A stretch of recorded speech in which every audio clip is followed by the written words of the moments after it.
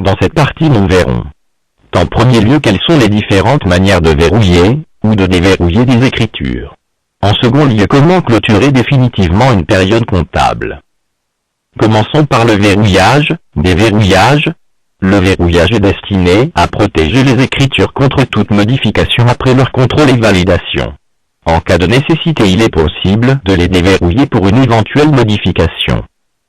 Les différentes méthodes de verrouillage sont les suivantes. Verrouillage direct au niveau de la saisie des écritures, où il vous est possible de sélectionner visuellement et verrouiller directement les écritures en allant à la fenêtre de saisie, puis en sélectionnant l'ensemble des écritures à verrouiller. Clic droit, verrouiller. La marque du verrouillage est représentée par un cadenas.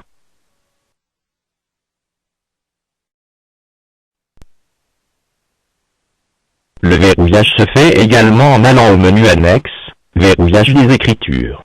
L'opération verrouiller est protégée par des mots de passe.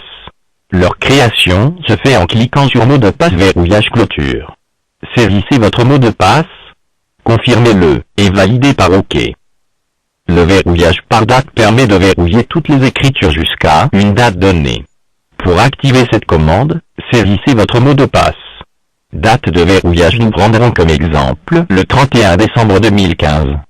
Celle-ci verrouille toutes les écritures passées avant cette date. Comme résultat, nous aurons au niveau de la fenêtre de saisie un cadenas au début de chaque écriture.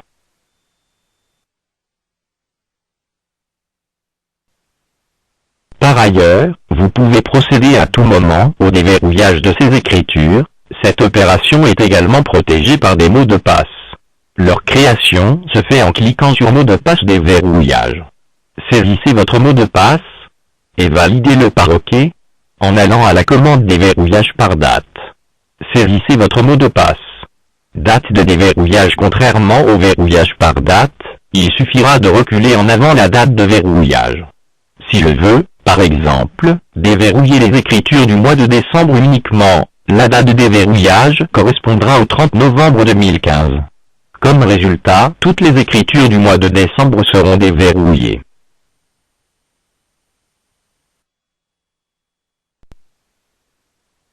Vous pouvez également verrouiller les écritures par la commande verrouillage par écriture, qui permet de verrouiller toutes les écritures par journal et par tranche de folio. Saisir le mot de passe du verrouillage, sélectionnez-le ou les journaux à verrouiller. Comme exemple, nous allons cocher d'un clic droit le journal de caisse, ainsi que le journal de vente. Les numéros qu'affiche le logiciel, par défaut de 1 à 999 999, etc., signifie que vous allez verrouiller la totalité des folios que vous pouvez modifier en précisant la tranche de folio à verrouiller. Pour pouvoir déverrouiller ces écritures, il suffit de cliquer sur déverrouillage par écriture. Mot de passe. Comme exemple, nous allons sélectionner tous les folios du journal de caisse à déverrouiller. Au niveau de la fenêtre de saisie, le cadenas de verrouillage des écritures disparaîtra. Il est possible de lancer le verrouillage d'un journal dans la fenêtre de saisie en allant au menu Fichier, Journaux, clic droit, Modifier. En cochant Verrouiller, la saisie sera interdite dans ce journal quel que soit l'utilisateur. Si vous voulez par exemple bloquer la saisie ou la modification d'une écriture dans ce journal, précisez la date, où toutes les écritures avec une date antérieure ou égale à celle-ci seront bloquées. Précisez le numéro de folio, où toutes les écritures dans les folios dont le numéro est inférieur ou égal à celui-ci seront bloquées.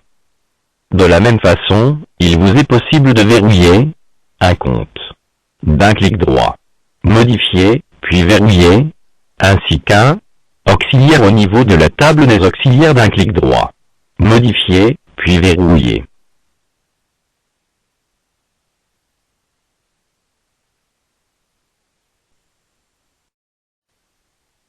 Terminons cette présentation par la clôture définitive d'une période comptable.